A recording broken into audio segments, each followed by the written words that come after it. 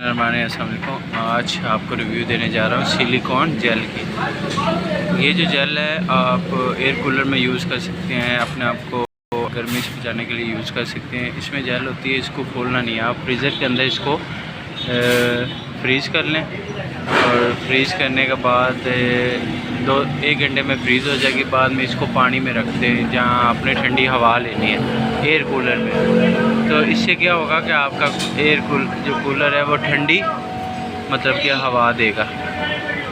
तो ज़बरदस्त चीज़ है, ठीक है, ये आपके सामने। तो इसकी प्राइस क्या है, इसकी मैं प्राइस आपको बताता हूँ। दराज पे अगर आपने बाय करना है ना तो दराज पे ना बाय कीजिएगा, क्योंकि ये बहुत महंगी पड़ती है। दराज से 350 की है, वैसे ये हमें पड़ी है 230 रुपये की, ठीक है।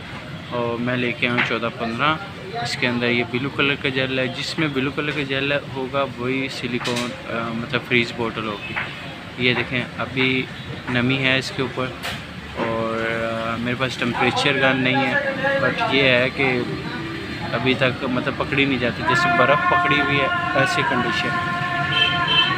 तो इसको आप यूज़ कर सकते हैं, मैंने यूज़ की हुई है अपने लिए, मतलब